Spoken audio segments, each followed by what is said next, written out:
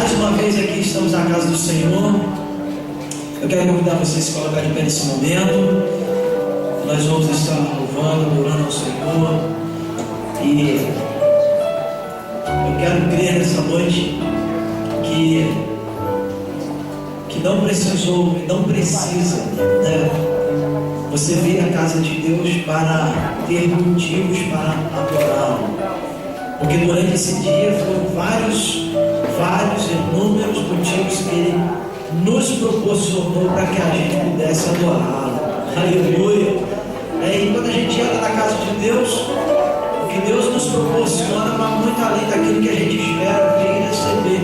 Porque quando a gente entra com o coração aberto, com o coração receptivo, com o coração disposto a abençoar, isso faz toda a diferença.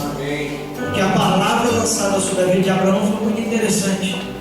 Porque quando Deus liberou para ele, dizendo: olha, se tu uma bênção, Deus já estava dizendo o seguinte: Abraão, você já é uma bênção, porque eu tenho liberado sobre você algo. E para você ser, você tem que ter.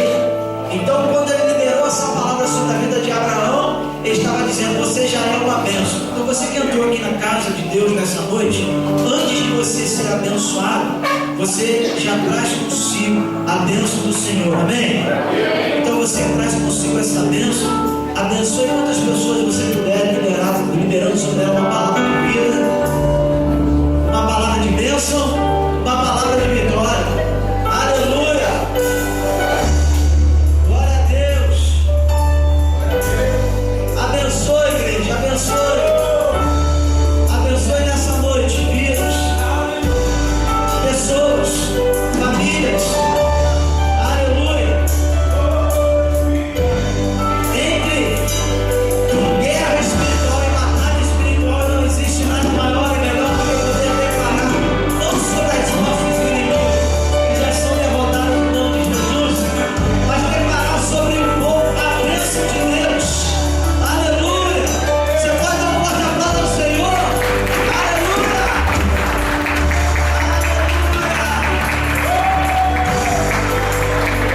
Espírito Santo de Deus, nós estamos aqui, Pai, para poder alcançar nessa noite as Tuas promessas. Alcançar nessa noite através da fé, através da palavra, através do propósito que nos traz aqui neste lugar. Porque se entramos aqui, Deus, entendendo que sobre as nossas vidas existe um plano maior, existe um plano sobrenatural, existe um plano que vai além dos nossos. E esse plano vem de Deus, esse plano vem do Senhor. Então nada pode nos impedir, nada pode nos deter, nada pode nos parar. Porque quando entramos, ó Deus, em Tua presença nessa noite, não porque em algum momento nós saímos dela, mas quando entramos neste santuário, e aqui, Deus, nós declaramos a Tua presença sobre a nossa vida, porque nos reunimos aqui sobre uma palavra, sobre um nome, e esse nome é o nome de Jesus. Então, quando nós nos reunimos em nome de Jesus, nós sabemos que ali o Senhor se faz presente. Então, Senhor, venha nessa noite e nos abençoe mais uma vez com coisas sobrenaturais, para que no mundo espiritual o Senhor libere a palavra, e que sobre o mundo natural essa palavra venha acontecer, venha existir, venha chegar, e venha, meu Deus, nessa noite nos proporcionar coisas fantásticas, venha nos proporcionar coisas gigantescas. Oh, Espírito Santo, comece a adorar a Deus pelo Teu milagre, igreja. Comece a adorar a Deus nessa noite pela Tua vitória.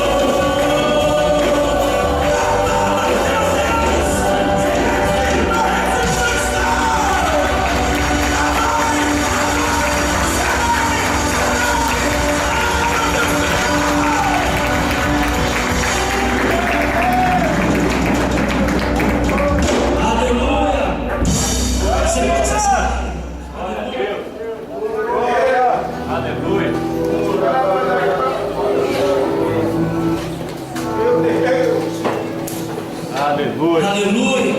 Glória a Deus. Aleluia. Aleluia. Glória a Deus. Feche seus olhos, continue com seus olhos fechados. Muitas crianças podem ir para a sala e lá receberem também de Deus, e continuarem recebendo de Deus essa noite. Feche os seus olhos, querido. Feche os seus olhos. Aleluia. Aleluia. Adora o Senhor. Aleluia. Aleluia. Vai tirar esse momento agora para você glorificar o Pai. Tira esse momento agora para você exaltar o Pai.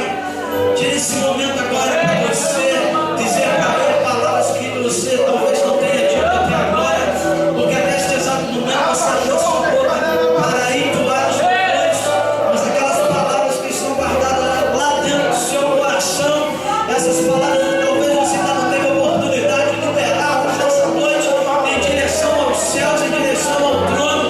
Então libere agora diante de Deus. Aleluia.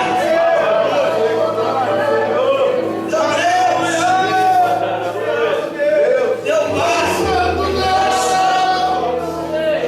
A gente está missando o Senhor. Tu és onipotente, Senhor. Tu és onisciente, onipresente. Meu Deus, nós estamos aqui porque pensamos na tua majestade sobre a nossa vida. Aleluia. Aleluia. Aleluia. Continue adorando, igreja. Já assistimos, irmãos.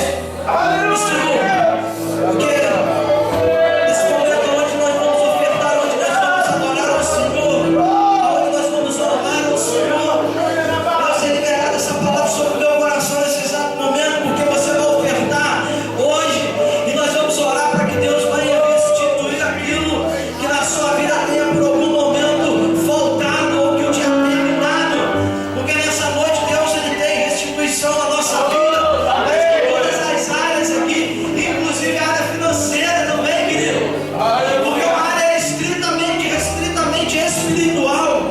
Então, querido, continue adorando ao Senhor, porque quando você adora ao Senhor, o Senhor está preparando o cenário para te entregar aquilo que você precisa. Quando você adora o Senhor prepara o cenário para fazer aquilo que você necessita. Quando você adora o Senhor, Ele está preparando o cenário para enviar até você aquilo que você precisa. Aleluia. Aleluia. Tudo aquilo que não poderá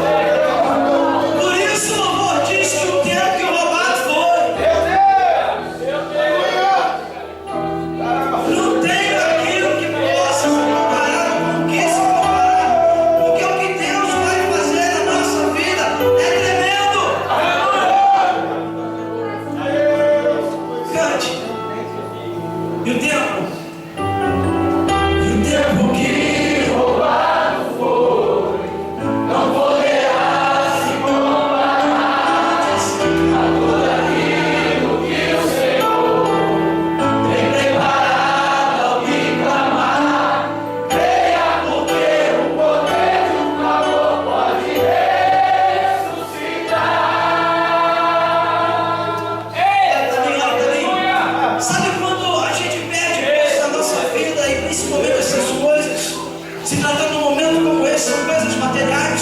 Quem já perdeu coisas materiais aqui? Quem? Deixa eu ver. Quem já quebrou aqui várias vezes? Deixa eu ver. Não é só eu não.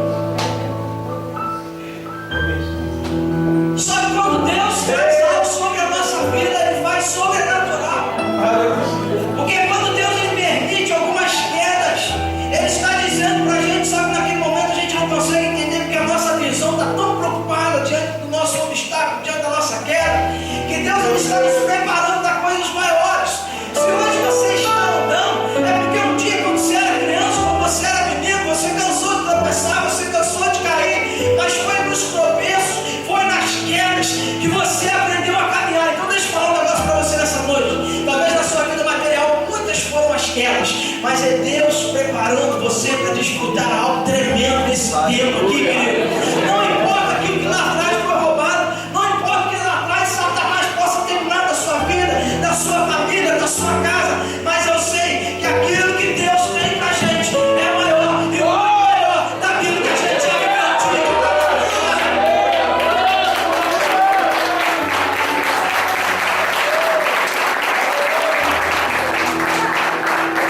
Meu Deus, você pode cantar de novo o tempo que roubado foi? Cante comigo.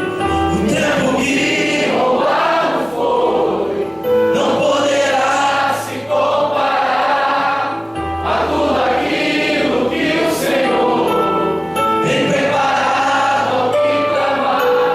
Creia, porque o poder de um clamor pode ressuscitar. Olha só, ministra uma palavra profética para quem está do seu lado aí nessa noite. Tu é boca de Deus? Não, tu é boca de Deus? Então profetiza nessa noite sobre a pessoa que está do seu lado, dizendo assim: olha, o tempo que você vai viver será o melhor tempo de Deus na tua vida, inclusive na tua vida material. Rapaz, pensa aí. Oferte agora em nome de Jesus. Aleluia. Glória a Deus. Eu te amo. Aleluia. Eu te adoro, meu pai.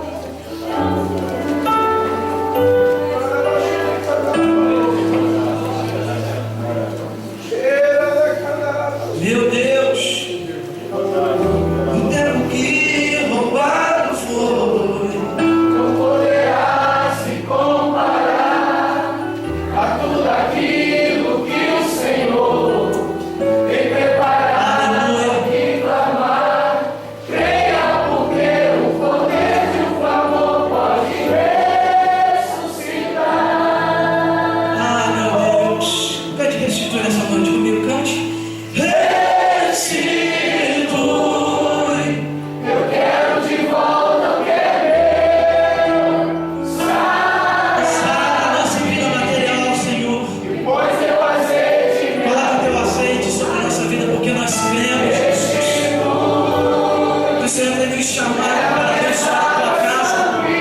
Então, para isso, sara a nossa vida, para que a gente seja generoso contigo. Ah, Deus, muito obrigado. Restitui. Eu quero de volta. Ah, Deus.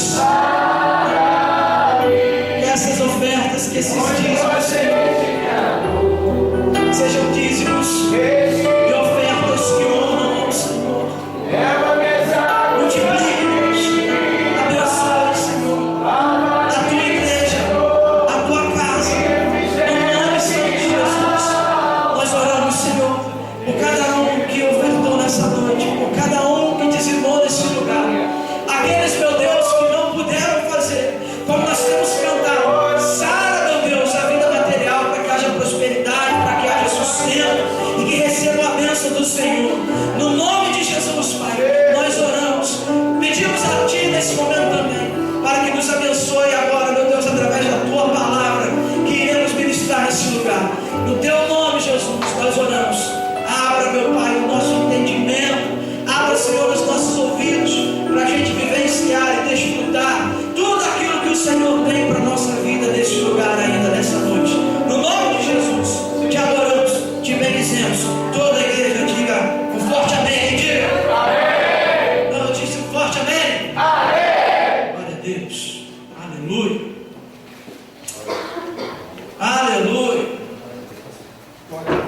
Irmãos, hoje nós estamos aqui no segundo domingo do mês de abril.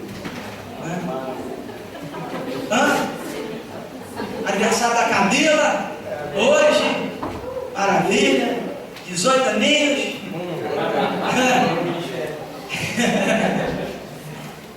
Ela fez aniversário, sentou aqui até na primeira fileira, olha só, coisa linda, né? E todo segundo domingo, além de ser aniversário da Camila, que não é todo segundo domingo, mas todo segundo domingo aqui a gente tem ministrado algo sobre a sua vida, e que Deus tem nos ensinado muito aqui, porque como você sabe, o tema dessa igreja esse ano é o que mesmo? Unidade. Em 2015 nós estamos trabalhando muito sobre unidade, vivendo unidade, aprendendo sobre unidade. E hoje a gente quer aqui mais uma vez trazer uma palavra, obrigado, uma palavra que vai direto ao nosso coração e que nos instrua a vivenciar cada dia mais e mais na unidade. Porque o que Deus deseja para a nossa vida, o que Deus deseja para mim, para você, a gente tem visto aqui que de tantas orações que Jesus ele fez para a igreja, para os discípulos, para tantas outras pessoas, né? Orações dele para com o Pai, tantas coisas que Jesus orou. Uma delas é o que se encontra lá em João, capítulo de número 17, do versículo 20 ao versículo 23, onde nós já lemos aqui algumas vezes. Eu vou ler de novo para você, que diz assim, ó: eu não peço somente por eles, mas também em favor das pessoas que vão crer em mim por meio da mensagem deles. Jesus estava orando pelos discípulos e pela igreja. Peço que todos sejam um, assim como tu, meu Pai, está unido comigo e eu estou unido contigo, e que todos os que crerem também estejam unidos a nós, para que o mundo creia que tu me enviaste. A natureza divina que tu me deste, eu reparti com eles a fim de que possam ser um, assim como tu e eu somos um. Eu estou unido com eles e tu estás unido comigo, para que eles sejam completamente unidos, perfeitos em unidade, a fim de que todo mundo saiba que me enviaste e que me amas, e aos meus seguidores, como também amas a mim também. Amém? Então qual foi a oração de Jesus? Para que a gente fosse um. Ok, Débora? Para que a gente fosse um. Diga para quem está do seu lado, eu e você temos que ser um.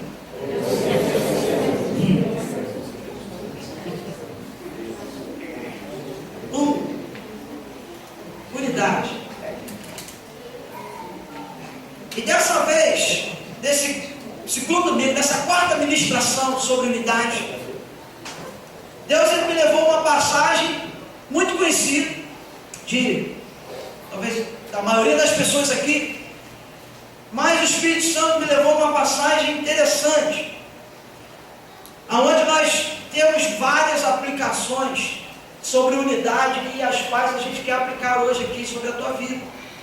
Não apenas estas que nós vamos falar aqui, mas foi que o Espírito Santo assim despertou no meu coração, e como o tempo é curto, não dá para falar, né, tudo, e a gente vai ministrar aquilo que dá para falar hoje aqui.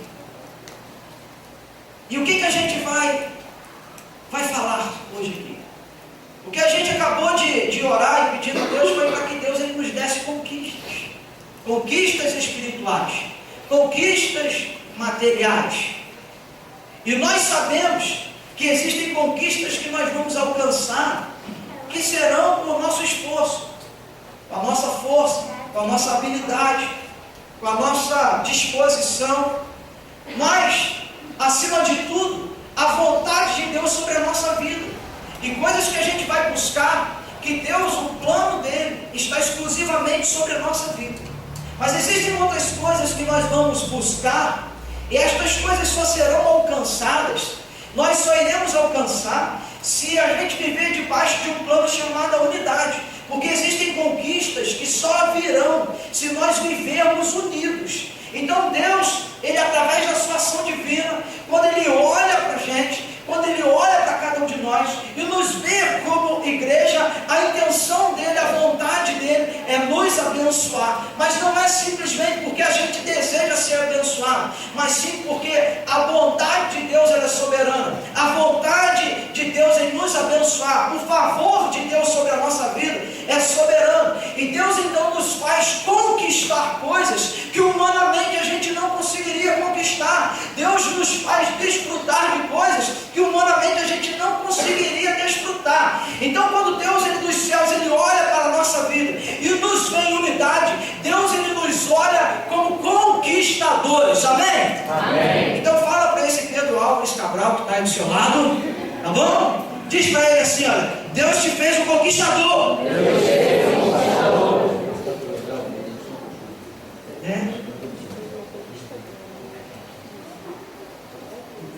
Deus te fez um conquistador. Deus te fez. Agora, tu crê nessa palavra? Amém. Tem certeza? Tu crê mesmo? Amém. Porque a palavra é liberada, mas você precisa crer. Amém. Então, se Deus te fez um conquistador, querido, tu vai sair daqui fazendo o quê? Tu vai sair daqui fazendo o quê? Conquistando. Mas agora existem conquistas, como eu já disse, que nós só iremos, existem coisas que nós só iremos conquistar se houver unidade. Porque sem unidade, para tais coisas, não há conquista. Eu quero que você abra sua Bíblia agora comigo, em 2 Crônicas, no capítulo de número 20. Nós vamos ler o versículo 15, versículo 16 e versículo 17. 2 Crônicas, capítulo 20.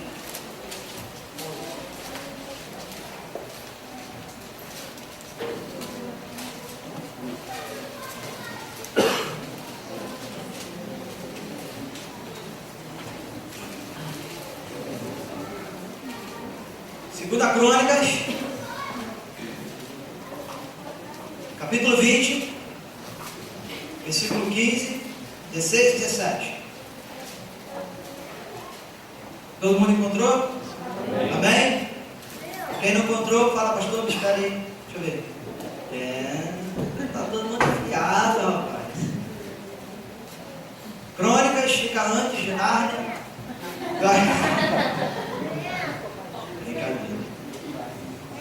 Ok? Todo mundo encontrou?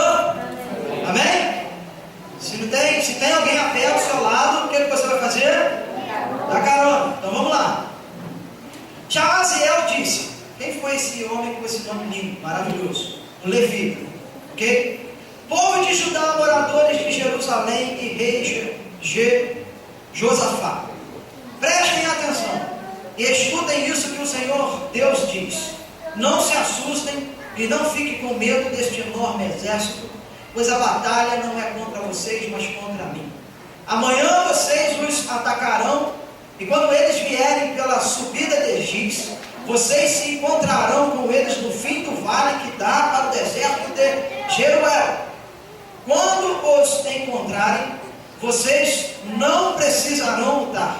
Fiquem parados ali e verão como o Senhor Deus salvará vocês. O povo de Judá e moradores de Jerusalém, não se assustem, nem fiquem com medo. Marchem contra os inimigos amanhã, pois eu, o Senhor, estarei com vocês. Aleluia!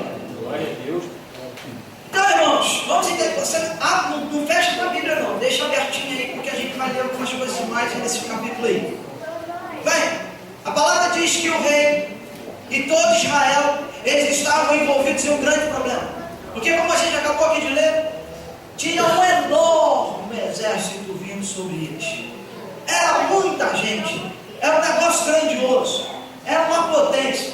E vindo sobre Israel para lutar com eles, para destruir. E nesse exército, diz a palavra, que era formado com os filhos de Moabe, com os filhos de Amon, com alguns outros dos amonitas, e estavam todos unidos para lutar contra Israel. Agora entenda uma coisa aqui, meu querido. É algo muito interessante, porque nessa palavra aqui, e se tratando de unidade, dá para a gente extrair muitas coisas. E eu não quero parar nisso, mas eu quero que você entenda uma coisa, que quando é para colocar um plano em ação, quando é para executar alguma coisa, mesmo sendo inimigo, ele se une para conquistar aquilo que ele está na mente.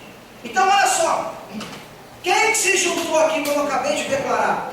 juntou os filhos de Moabe, os filhos de Amon, e juntou outros dos amonitas. Estavam juntos para derrubar com Israel, juntos para estraçalhar com Israel.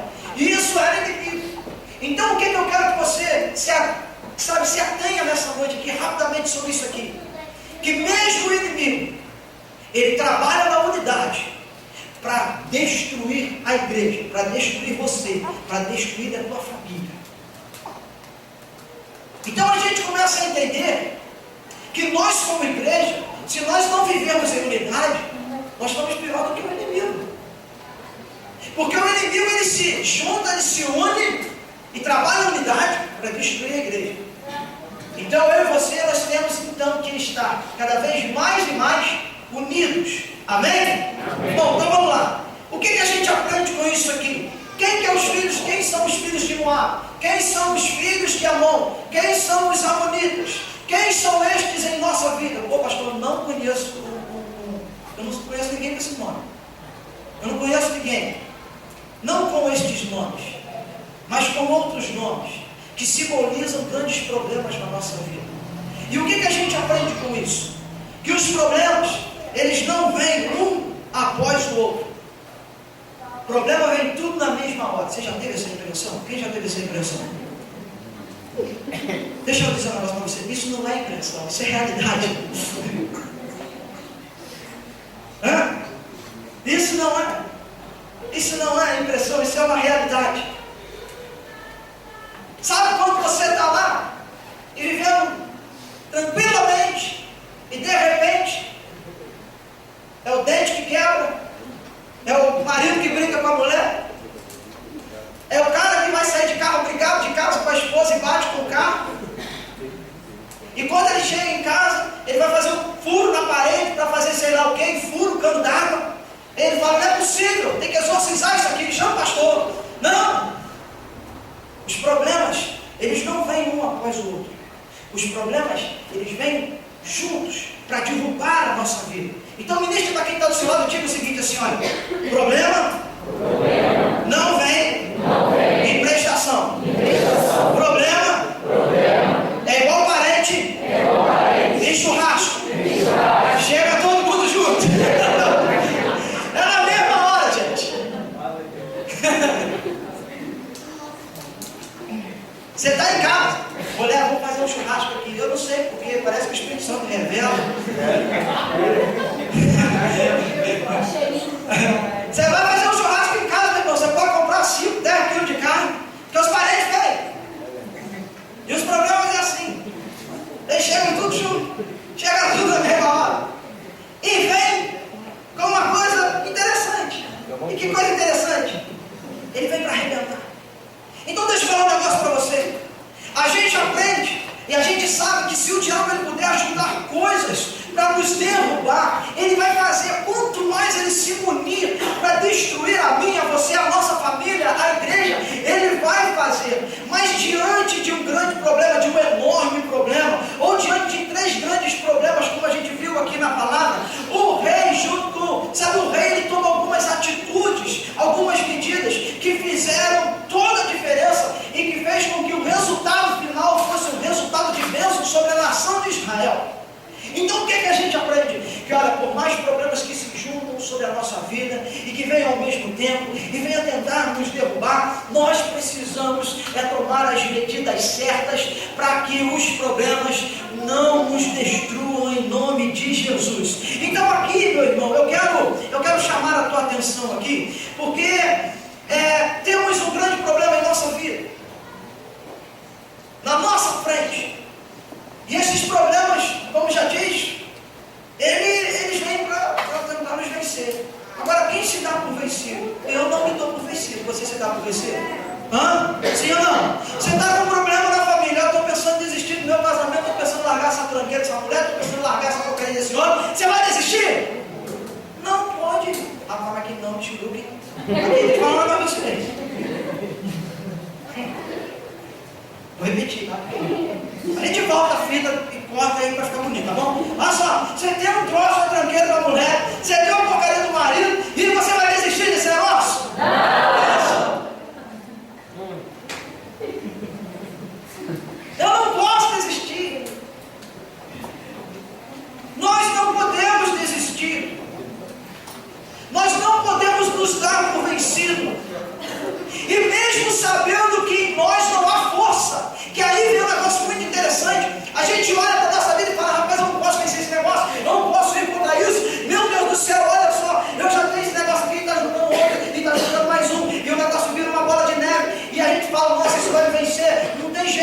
mas eu não posso me dar por vencido.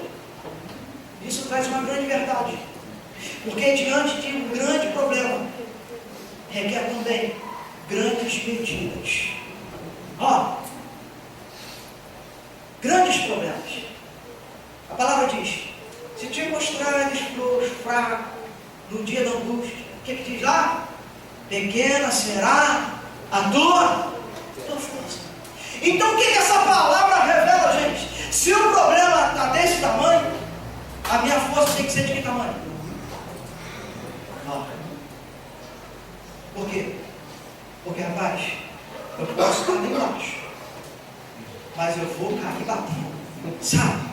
Eu posso estar lá no fundo, mas eu não vou baixar a guarda. Eu posso estar lá quebrado, mas eu não vou desistir. Por quê? Porque Deus, Ele é fiel em cumprir a sua palavra. Não vem tentação sobre vós, não vem problema sobre vocês, que é capaz de superá-los, que seja maior do que a sua força. Porque diz que com os problemas, Deus também, Ele vai enviar os escapos. Então deixa eu falar um negócio para você. O problema que você está passando, a frustração, a angústia, seja lá o que for, os inimigos que se juntaram contra você, não são maiores do que a tua força. É o que diz a palavra. Agora, há situações que nós só iremos resolver, coisas que nós só iremos conquistar, se nós trabalharmos na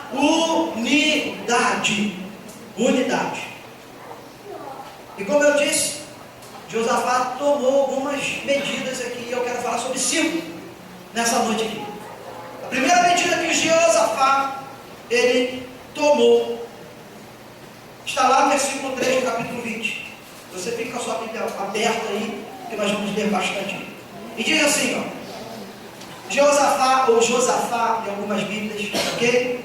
Ficou com medo e orou a Deus, o Senhor, pedindo socorro. Depois deu ordem para que todo o povo de Judá jejuasse.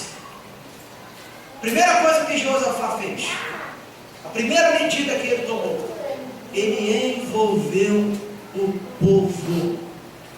Repita comigo: o povo. Não, mas fala igual assim, o povo. Precisa se envolver. Fala aí, você precisa se envolver.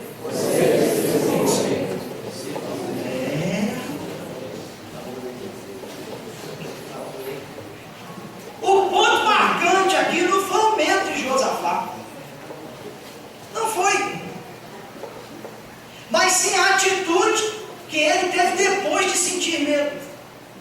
Porque quando o rei, vamos pensar um pouquinho no medo antes da gente falar dessa atitude. Porque antes do rei tomar uma atitude aqui, ele sentiu algo que todos nós sentimos diante de grandes problemas: medo. Josafá, ele é apanhado pelo medo, ele sente medo. E muita gente pode ficar pensando: ai, mas que ponto negativo, o rei sentir medo. Ah, mas isso não é atitude de um rei, isso não é atitude de um homem que está na frente do povo. Não, irmãos, isso aqui demonstra a natureza do homem. O homem é fraco, o homem é propenso a tentações, e que o homem erra também. E às vezes eu olho para algumas pessoas e eu fico chocado. Mas chocado do quê? Com o erro? Não é com o erro que eu fico chocado. É justamente porque ele ou ela ou ela não erra. Ele ou ela não sente nada, não sabe? Está tudo certinho. O cara é perfeito, a mulher é perfeita, o casamento é perfeito, tudo é perfeito. E quando tudo é perfeito, não condiz com o homem. Eu já conheci e conheço pessoas assim: ih, rapaz, como é que o seu casamento está? Não é perfeição. Nossa. Meu casamento, rapaz, é nega sua mulher. Nossa, minha mulher, meu Deus. E seu marido? Ah, meu marido. Eu fico pensando assim: meu Deus, não é possível. Não? Hã? Meu Deus, não pode. Tudo é perfeito. Você conhece alguém assim? Conhece? É mesmo? A gente está numa roda de amigos. E está todo mundo lá, rapaz, o negócio está bravo. Não, o negócio está bravo. Não, a gente vai ser realista. Nós, o Senhor vai. Não, mas graças a Deus, está tudo legal. Eita. Aí você vai na reunião de casais. E todo mundo tem problema. E aí? Não, eu não tenho problema. Eu me lembro que há muito tempo, muito tempo atrás, a gente, quando era garoto, a gente subia muito um monte, né? Não que hoje a turma aí no sul, a gente sobe ainda, a galera que está na igreja está subindo e é legal. Mas na época assim, que a gente ia, né? A gente lembrava disso aí nesses poucos dias atrás aí, tinha um costume, né? Que era muito engraçado. E o que costume era? É porque antes de chegar no lugar onde ia o ará, a galera falava, antes de chegar no pico, a gente para no meio, faz uma rodinha e pede perdão, porque a gente tem que subir e consertar. Ou seja, se vivesse o resto da vida sem subir o monte, ia viver o resto da vida desconcertado aqui embaixo. Então tinha que ir para o monte para parar na metade e fazer o conserto. Né? Você nem estava lá. E um dia, né? E um dia, a gente lá, de mãos dadas, né? Ô, imaturidade, né? De mãos dadas, e todo mundo, eu quero pedir perdão do irmão fulano, do irmão Beltrano, eu queria pedir perdão dele, eu queria pedir perdão dele, e de repente todo mundo falou e tinha um cara que não falou nada. Mas não foi você.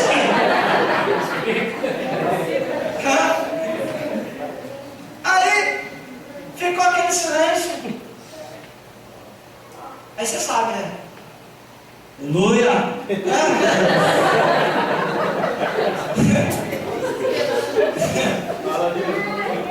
Aí, e aí, irmão? Não vai falar nada não? Não. Eu não tenho nada a pedir perdão, não. Mas tá bom, quem somos nós para julgar? Quem somos nós? Tá bom subir. Aí na cabeça de um monte de gente. Rapaz, o cara tá subindo um monte errado. Ai, graças a Deus que isso não tem aqui hoje. Aleluia, né? Poxa.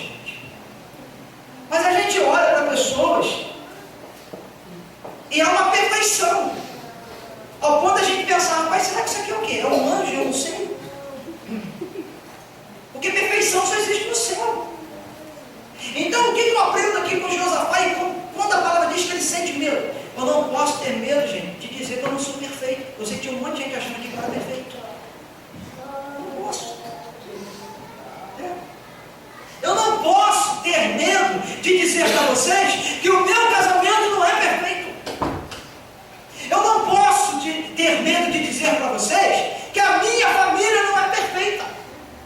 Eu não posso ter medo de dizer para vocês que a minha mulher não é perfeita.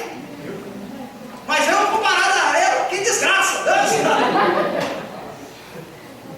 Agora, sabe o que a gente não pode? A gente não pode tentar maquiar uma coisa e nós não podemos ter medo de dizer que nós temos falhas, que nós sentimos medos, que a gente tem, que nós somos propícios a erros. Por quê? Porque a unidade, ela promove a exposição sem trazer frustração. Você prestou atenção nisso? A unidade, ela promove a exposição sem trazer frustração. O rei Josafá, ele se expõe. Eu estou com medo. Não houve frustração. Por quê? Porque a unidade não traz isso. E por que isso é importante? Pelo fato de muitas das nossas realizações, elas implicam na intervenção da unidade. E como que a gente coloca isso em prática? Eu estou passando por um problema espiritual. Chama a gente para orar com você. Isso é intervenção através da unidade. Eu estou passando por um problema financeiro. Chama a gente para orar com você, porque isso é intervenção através da unidade. Eu estou passando por um problema na minha família. Chama a gente para orar com você, porque isso é intervenção através da unidade. Não tenha medo de se expor, querido. Por quê? Porque a unidade, ela não traz frustração, mas ela traz edificação para o povo, para a igreja. E o que Josafá fez? Olha, gente, eu estou me expondo, eu estou com medo, mas tem uma coisa. O que é? Todo mundo aqui vai jejuar. Olha que coisa fantástica. Todo mundo vai jejuar. uma nação jejuando, um povo jejuando, um povo debaixo do mesmo propósito, um povo debaixo da mesma missão. E o que o povo fez? O povo entendeu. O povo falou assim: vamos jejuar. Então, na primeira medida de Josafá, a gente aprende que o povo se envolve. E não dá para viver em unidade se não houver envolvimento. Ministra para quem está do seu lado: se envolve, irmão. Cada dia mais e mais. Segunda medida de Josafá, versículo 4, vamos lá. Todos se reuniram para pedir socorro ao Senhor. Todas as cidades do país, o povo veio a Jerusalém. A gente de Judá e gente de Jerusalém se reuniu no pátio do novo templo. E Josafá se pôs de pé no meio deles. Segunda medida que Josafá fez e faz com todo o povo: foi ao templo do Senhor. Repita comigo: foi ao templo do Senhor. Diga para quem está do seu lado assim: olha, quem tem problemas, corre para a igreja.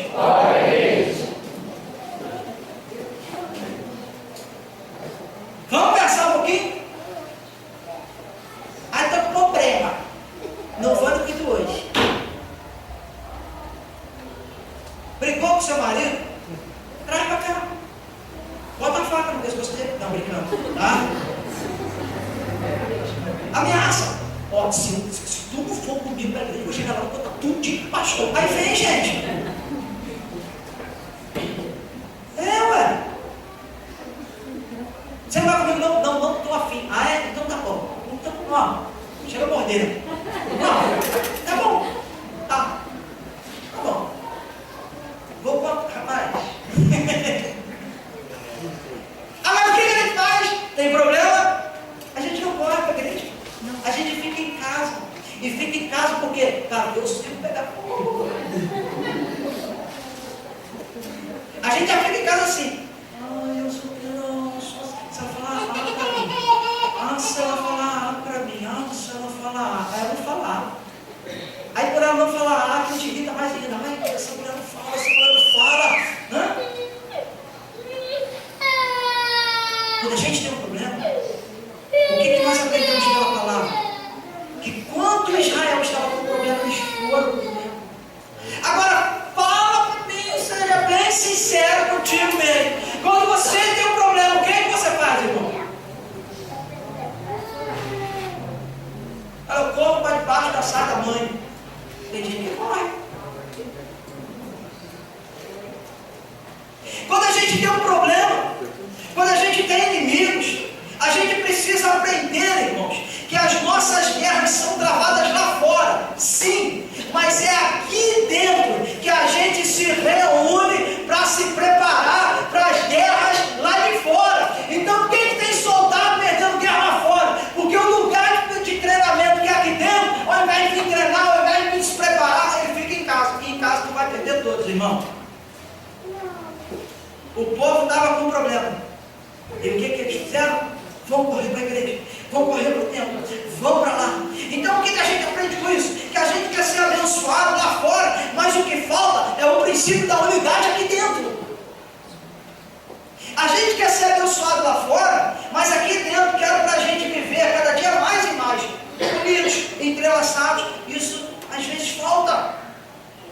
E como que a gente observa isso? Você quer ver uma coisa? Qualquer coisa que a gente passa, qualquer coisa que acontece dentro da igreja, com os irmãos, com aqueles que estão vivendo à nossa volta, qualquer coisinha a gente xinga o irmão. Qualquer coisinha a gente fala mal do irmão. Qualquer coisinha a gente olha torto para o irmão. Qualquer coisinha a gente roda baiano. Qualquer coisa a gente faz bico. Qualquer coisa a gente pisa no outro. Qualquer coisa a gente se estressa com o outro. A gente estufa o peito. A gente fala grosso. Aí a gente quer vencer lá fora. Quando na verdade nós estamos perdendo aqui dentro. E enquanto a gente está perdendo aqui dentro, lá fora nós não iremos vencer absolutamente nada. Viver unidade é fácil, sim ou não? Não. Qualquer coisa a gente briga, rapaz.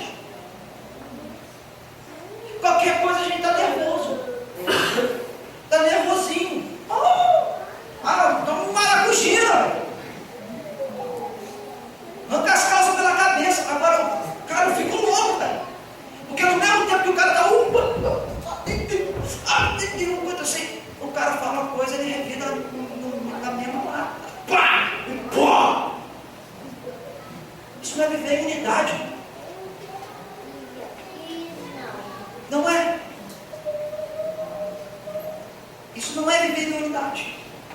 Porque você tem luta lá fora? Quem tem? Deixa eu ver. Rapaz, eu tenho um montão. Não sei você, mas eu tenho assim. Agora, se eu quero vencer lá fora, eu preciso estar unido aqui dentro.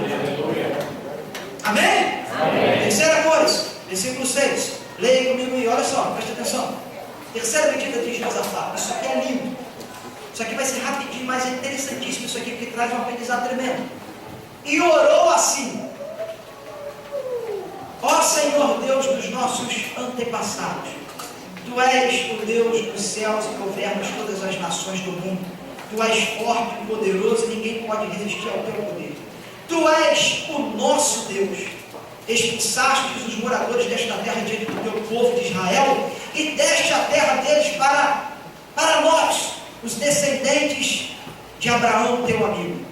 O Teu povo tem morado nesta terra e aqui construímos um templo em Tua honra. Nós dissemos assim: se alguma desgraça cair sobre nós como castigo, seja guerra, ou doenças, ou falta de alimento, não nos ajuntaremos em frente deste templo onde Tu moras, e no nosso sofrimento clamaremos, e a Ti pedindo socorro, e Tu atenderás o nosso pedido. Agora, os amonitas, os moabitas, junto com os edomitas, invadiram o nosso país, quando os nossos antepassados estavam vindo do Egito. Tu não deixaste invadir a terra destes povos. Por isso, os nossos antepassados se desviaram delas e não destruíram aqueles povos. Mas agora, eles nos pegam assim, estão nos atacando, e para nos expulsar da terra que nos deste para sempre. Qual foi a terceira medida de Josafá? Oração. Você prestou atenção no início do versículo 6? E orou assim? Terceira medida. Então repita comigo: oração. Oração. Agora, qual o ponto marcante nessa oração aqui? Sabe qual é o ponto marcante nessa oração aqui? São essas palavras aqui. Nosso, construímos, nós, nosso, clamaremos, nossos, nós, nos.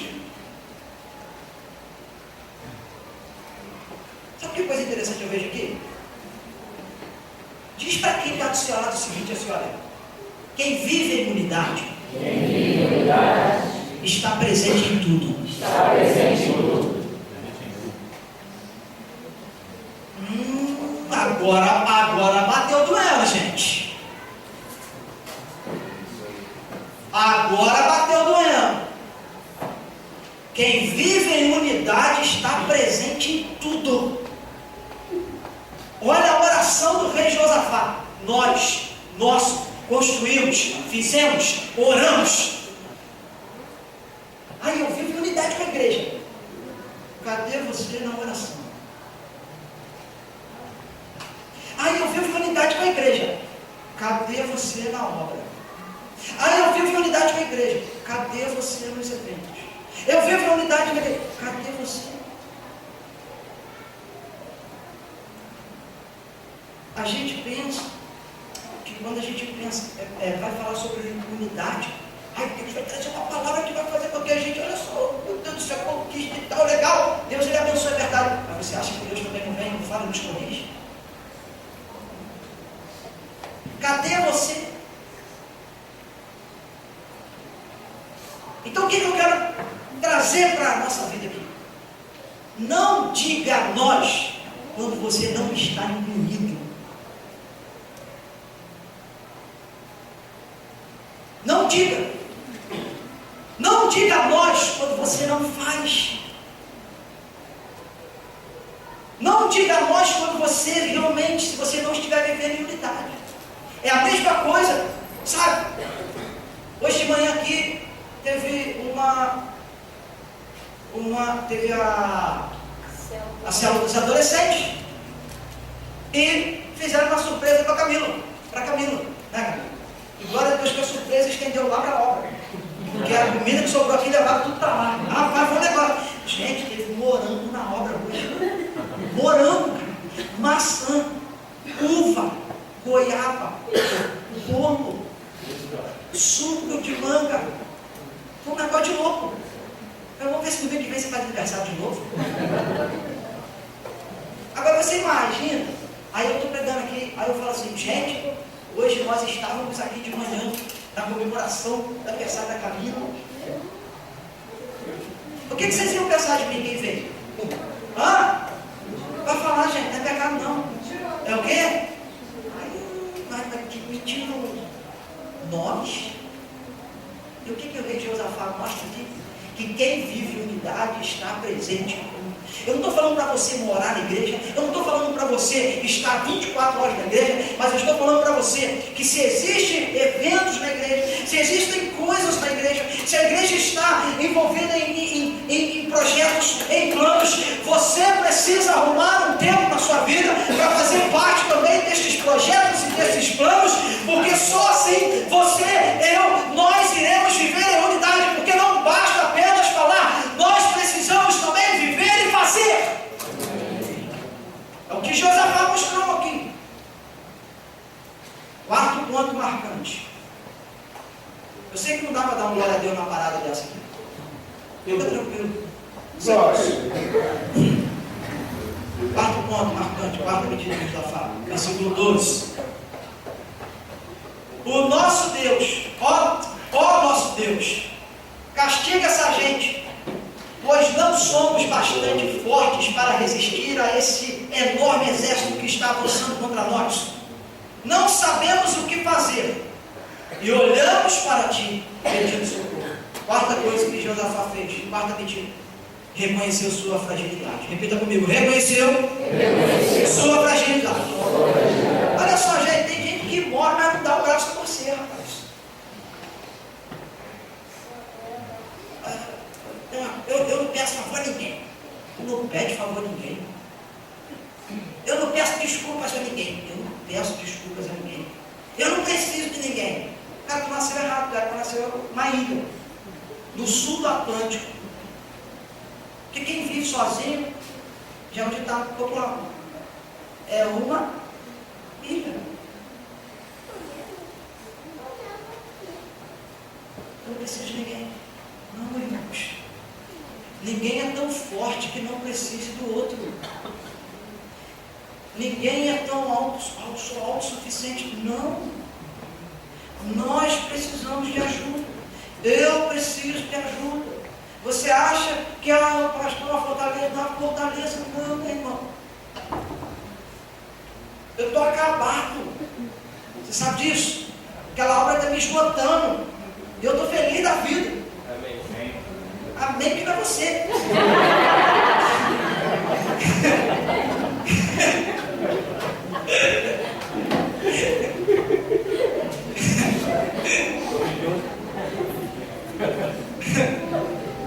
Eu preciso de ajuda.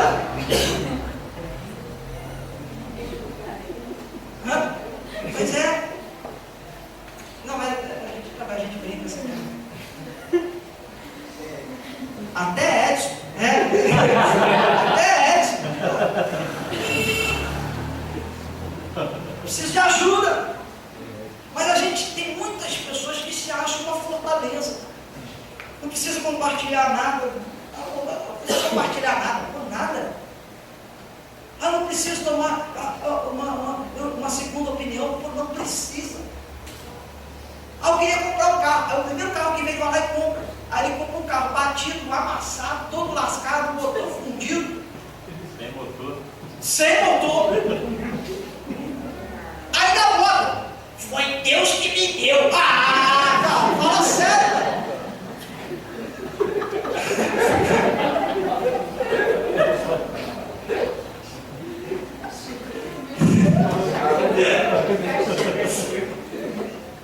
Aí tinha que vir um outro abençoado e botar e completar, né? Como castigo. Pá. Por quê? É porque o cara não sabe que a gente sabe reconhecer. Eu tenho uma coisa, eu tenho uma área da minha vida que eu não sei tanto, é uma fragilidade. forte para ir diante desse exército aí lutar. Eu não sou tão forte para ir diante desse exército que está se juntando aí para vir contra nós, porque nós vamos perder. Então o que a gente precisa fazer? Gente, a gente precisa reconhecer a nossa fragilidade, a gente precisa reconhecer as nossas limitações e dizer, irmão, peraí, vai devagar comigo, que o negócio vai tornar o caldo aí, cara. Mas não, a gente precisa reconhecer isso, porque o maior absurdo, quando é o oposto da fragilidade, é quando a gente tenta ser forte o suficiente, principalmente para não querer aprender nada com ninguém. E o rei Josafá aqui estava dizendo algo, sabe, uma coisa tremenda aqui. Sabe, olha só, Deus, eu tenho uma certeza que se eu for contra aquele exército, não existe outro caminho senão derrota. E sabe o que a gente precisa reconhecer na nossa vida? A gente precisa reconhecer na nossa vida, como eu já disse, na primeira ministração aqui em janeiro, que se tratando de unidade, a gente pensa que a gente vai para o céu, que a gente está dentro de uma igreja e que nós vamos e tal, mas não é bem assim, porque pela palavra nós aprendemos que se não houver unidade, não tem como ir para o céu. Então a gente precisa reconhecer isso, que por mais que o Rafael seja bonito, e eu falo, nossa, eu queria ser parecido com ele. Mas já que eu não vou ser também, eu não estou nem aí com ele também. Ele fica para lá, eu fico para cá e vou deixar esse homem dentro daqui, fico lá, nem que se lasque. Não. A gente precisa reconhecer, a gente precisa entender que existem fraquezas na minha vida que eu preciso compartilhar com a pessoa certa, que eu preciso conversar com alguém que vai me dar, sabe, direções para eu andar, para eu caminhar. Agora, acima de tudo, a gente precisa reconhecer, como o rei Josafá fez, reconhecer a minha fragilidade diante de Deus, porque a gente chega muitas vezes diante de Deus e sabe, tipo assim, Deus, é uma honra o Senhor estar em minha presença. Deus, eu não... Sabe como é que a gente... Sabe como a gente deve chegar diante de Deus? A gente deve chegar, Senhor, misericórdia de mim. Não me olha com os teus olhos, eu sei que eu olhos de amor, eu sei, mas vai que o Senhor, de repente assim, me olha com os seus olhos de justiça, aí do meu lado. Sabe entrar por baixo, sabe reconhecer que nós não somos nada, sabe reconhecer que a gente é pó, reconhecer que a gente é cinza. A gente precisa fazer isso. Agora, eu preciso reconhecer isso? Sim, mas se tratando da unidade, quem precisa reconhecer? Todos nós. Todos nós. Então, reconheça a sua fragilidade.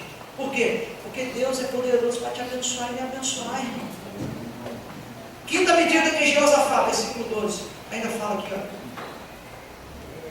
Castiga essa gente, pois nós não somos bastante fortes para resistir esse enorme exército que está avançando contra nós e não sabemos o que fazer. Mas olhamos para ti. Então, a quinta coisa que Josafá fez que foi tremendo. Ele não desviou a sua atenção de Deus. Então repita comigo. Não desvie a sua atenção de Deus. Agora olha só que coisa interessante. Mesmo diante de tantos problemas, a atenção do povo estava em Deus.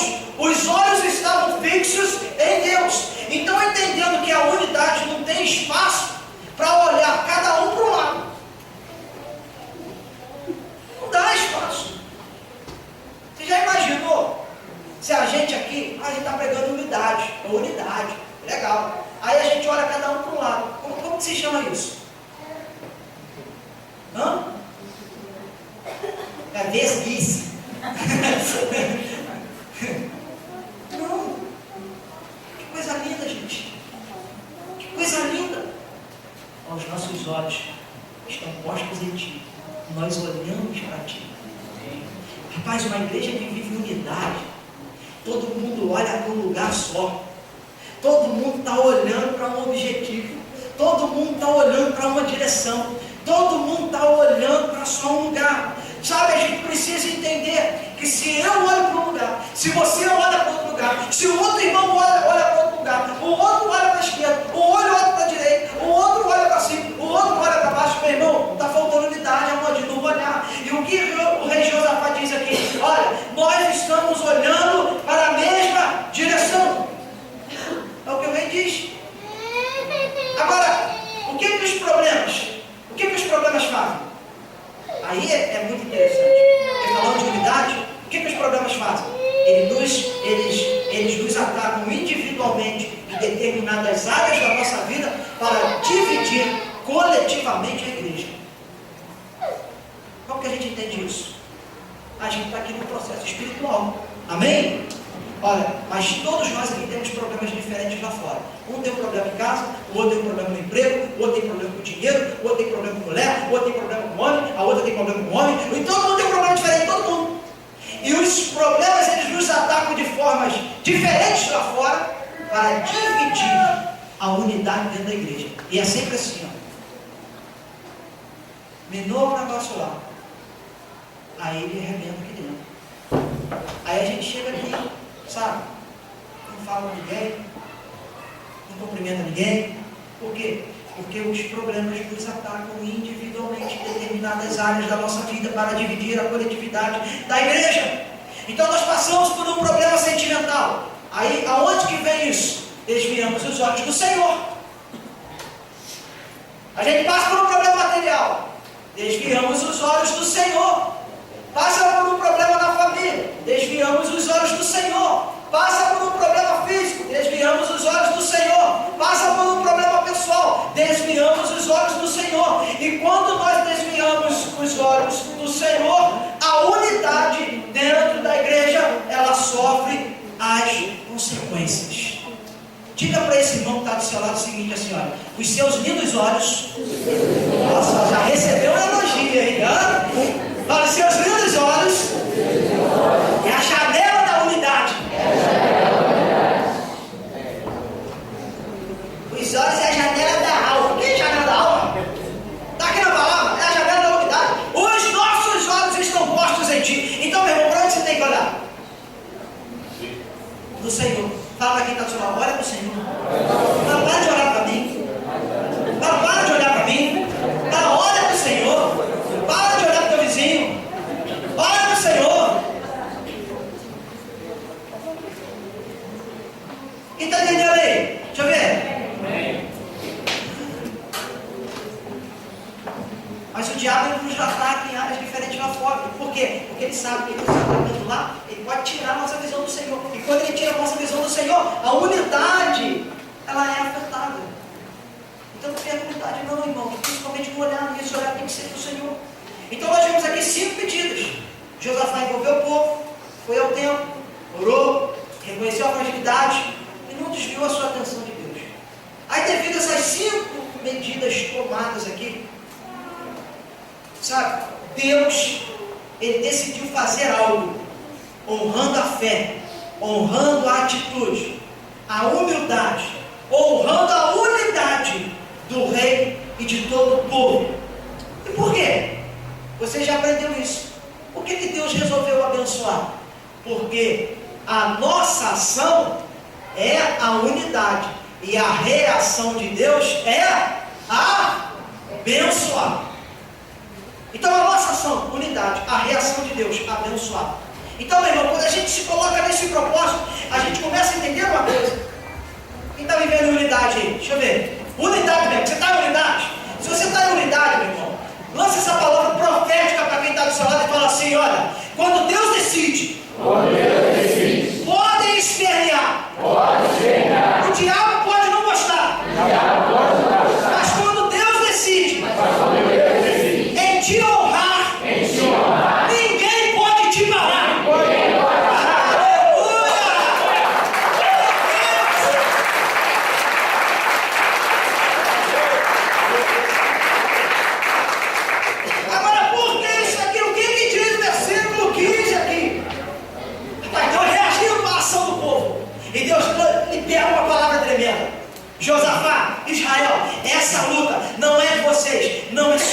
mas essa luta é minha. Aleluia! Por quê? Porque Deus reagiu à ação de Israel, à unidade. Então, quando a gente age da forma certa, a reação de Deus vem para arrebentar com os nossos inimigos. Quando a gente age da forma certa, a reação de Deus vem para arrebentar com Satanás. Então, da mesma forma que Deus olhou para Israel, olhou para Josafá e disse assim: olha, essa luta é de vocês. Olha, gente, nós, se estivermos vivendo na unidade, Deus está bradando do céu nessa noite aqui. Essa luta, esse problema, esses inimigos, esse problema, isso aí agora não é mais por conta de vocês. Isso aí agora é por minha conta. E quando Deus entra na batalha, aleluia! Irmãos, quando Deus entra na batalha, eu te faço uma pergunta: tu já viu Deus perder alguma batalha? Não. Tu já viu Deus perder alguma batalha? Não. Então sabe o que Deus está garantindo para você aqui nessa noite? Deus está garantindo vitória para a tua vida. Deus está declarando a derrota. Deus está declarando que o inimigo vai cair. Então, quando você nessa noite entrou aqui nesse lugar dizendo: eu tenho guerras na minha vida, meu irmão, e essa guerra você está pensando: eu não sei o que eu vou fazer, porque a derrota está vindo logo ali na minha frente. Mas Deus, quando viu você entrando nessa noite aqui nesse lugar, Ele já tinha um plano de vitória sobre a tua vida. E você pode ter entrado aqui se sentindo derrotado, mas Deus estava vendo e contemplando você entrar nesse lugar aqui como um verdadeiro campeão. Aleluia! Campeão, irmão. 2 Crônicas 20, versículo 15. Jaziel disse: povo de Judá e moradores de Jerusalém, rei Josafá, preste atenção, escute isso que o Senhor diz. Não se assustem, não fiquem com medo desse enorme exército, pois a batalha não é contra vocês, mas é contra mim. Olha o que Deus falou. Olha o que Deus liberou do céu. Mas não tem problema se a gente vive diante de uma guerra. Não tem problema se a gente vive diante de notícias ruins. Mas o que vale é quando Deus abre a sua boca. E quando Deus libera o seu favor sobre a nossa vida, Ele vem e declara coisas como estas aqui. Olha, não fique preocupado, porque isso aí estava tirando o teu sono. Isso não vai mais tirar o teu sono. Você vai dormir em paz, você vai dormir em tranquilidade, porque essa batalha não é sua, essa batalha é minha. E quando Deus declara tal coisa, nós não precisamos mover absolutamente nada. E isso não é luta casada não, meu irmão, mas é vitória garantida para aqueles que estão vivendo na unidade. Você já viu um lutador de MMA? Ele entra no octágono, e todo mundo que entra no octágono para disputar um título, a visão que ele tem no final é qual? Eu vou estar assim, e o que vai estar aqui na minha cintura é o quê? É um cinturão de quê?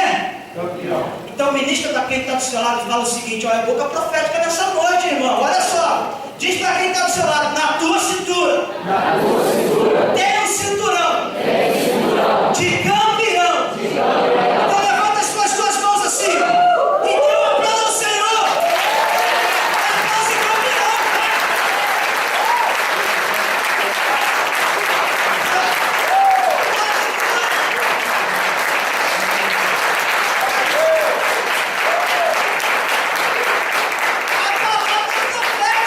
Acredita, quem quer acreditar é campeão, quem quer se tornar campeão. Aleluia. Aleluia. Glória a Deus.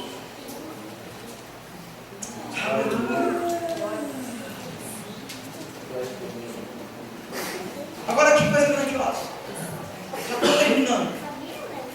Quem luta, quem entra numa luta que não é dele? Quem faz isso? Quem entra em uma luta por um motivo que não se diz respeito a ele? Rapaz, só Deus. Só Deus. Porque Deus, ele faz isso por nós. Às vezes a gente se encontra em situações que não foi o diabo que plantou na nossa vida, mas é coisas que a gente mesmo se arrebenta sozinho. Não precisa nem do diabo, a gente fica culpando o pobrezinho. Do mesmo jeito que o diabo foi no céu uma vez e ficou andando lá e falou: Deus, andando por aí e Deus vai falar com ele, está vendo lá Jó? Menino bom, servo fiel, justo, e o diabo fala, também tendo tudo.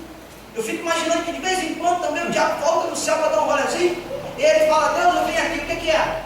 Não, eu vim aqui por quê? Porque o irmão lá da igreja está falando que eu que fiz isso com a vida dele, eu não tenho nada a ver com esse bagulho aí, é ele que está cavando a cova dele. Tem situações que a gente entra, sabe o que a palavra diz? Que aquele que cava uma cova, nela mesmo, cairá. E não fique preocupado, que não vai faltar gente para tapar a cova, tá? Fica tranquilo.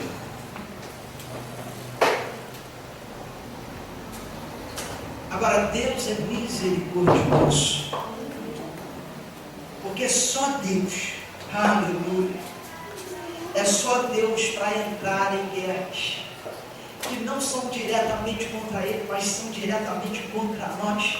Mas quando Deus ele olha para a nossa vida, Ele olha com um olhar de misericórdia. Deus, quando Ele olha para a nossa vida, Ele olha com um olhar diferenciado, porque todo mundo está olhando para a gente, porque enquanto os outros estão olhando para a nossa vida, e estão vendo, estão julgando, estão metendo pau, estão falando muito de porcaria, Deus está dizendo, rapaz, ele está arrebentado, ele mesmo provocou isso, mas eu sei que lá na frente eu tenho um plano maior para a vida dele, eu vou transformar, eu vou abençoar, eu vou levantar, só para que ele chegar nessa posição, como diz a palavra, de homem perfeito, eu tenho que fazer algo por ele aqui. Então, meu irmão, olha, deixa eu falar um negócio para você, Deus nessa noite está movendo e está fazendo algo por você nesse lugar. Versículo 17, olha só que coisa linda. Quando os encontrarem, vocês não precisarão lutar. Fiquem parados ali de pé e verão como o Senhor Deus salvará vocês. Povo de Judá e moradores de Jerusalém, não se assustem e nem fiquem com medo. Marchem contra os inimigos. Amanhã, pois eu, o Senhor, estarei com vocês. Aleluia! Irmãos, Deus estava dizendo em outras palavras aqui, olha só, vocês não precisam confiar no braço de vocês não, tá? Vocês não precisam confiar na força de vocês não, seus planos, até porque vocês já reconheceram que não dá para vocês essa luta aí, vocês vão cair.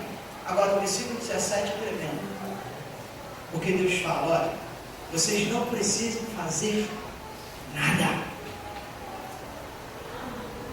Vocês não precisam fazer nada. Apenas. Deus disse, vocês vão parar e ficar de pé. Aleluia.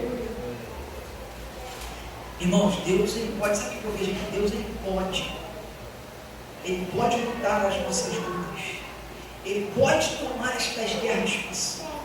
Deus pode ir na frente para garantir vitória. Mas o que Deus espera da gente como igreja é que a gente haja em unidade. E o que essa palavra aqui tem a ver? O que Deus está dizendo com isso aqui?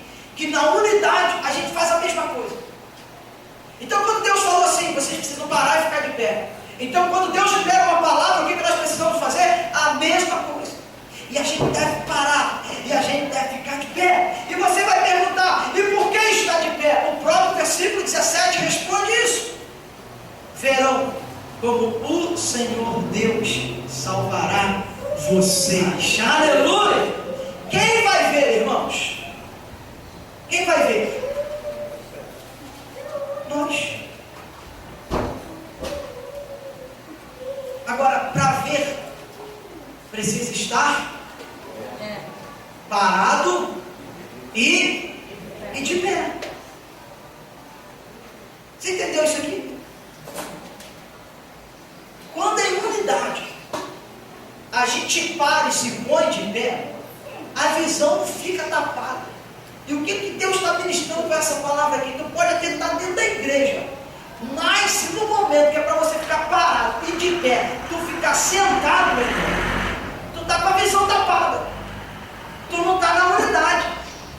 Quando a unidade que Deus promove na igreja, Ele libera uma palavra, e essa palavra é, se põe de pé, Deus está dizendo, olha, a tua visão não pode ficar tapada, a tua visão tem que ser nítida. E por quê? Porque você vai ver a salvação de Deus na vida, Você precisa ficar de pé para ver o milagre que Deus vai realizar na tua vida. Você precisa ficar de pé para ver o que Deus vai fazer por nós. Você precisa ficar de pé para ver o que Deus vai realizar no nosso meio. E por que de pé? Primeiro, porque quem não fica de pé, fica pedindo para ser pisado.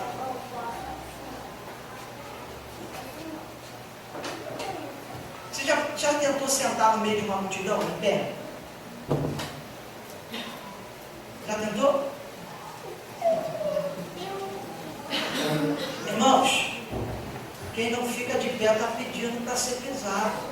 E a palavra diz lá em Lucas, no capítulo de número 10, versículo 19: eis que vos dou poder para pisar serpentes, escorpiões e toda a força do inferno, e nada vai te fazer dano algum. Deixa eu falar um negócio para você. Quem nasceu, infelizmente, para ser pisado é a força do inferno, é Satanás, são seus anjos, eles que devem estar debaixo dos nossos pés. Agora, você que é igreja, você nasceu é para estar de pé, querido. Não é para ser pisado, não. Segundo, por que está de pé? Porque é só de pé que a gente progride. Êxodo capítulo número 14, versículo 15. O Senhor disse a Moisés: por que você está me pedindo ajuda, Moisés? Diga ao povo que marche. E eu te pergunto, o povo iria progredir sentado? Hein? O povo ia progredir deitado? Sim ou não? Não. Ninguém progride deitado, ninguém progride sentado. Para você progredir, você tem que estar de pé. Então, ministro, para quem está do seu lado, ele diga: é de pé que a gente progride.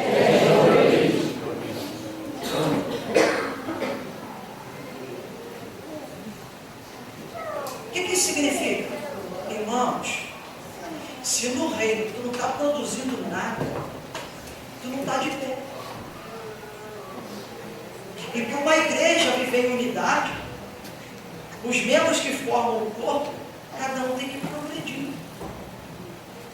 Isso é muito interessante. Por quê? Porque eu não pedi para me machucar, mas eu tomei uma pancada no dedo aqui, abriu um corte, sabe? Caiu a máquina em cima do dedo. E eu não pedi para o dedo falar assim: segura aí, vai curando. Vai curando, dedinho. Vai curando. Não. Sabe o que o dedo está fazendo? Ele está se curando. O que isso significa? Que quando a gente vive em unidade, a progressão é do corpo, a progressão é dos membros. E não precisa a minha cabeça dizer dedo, cura.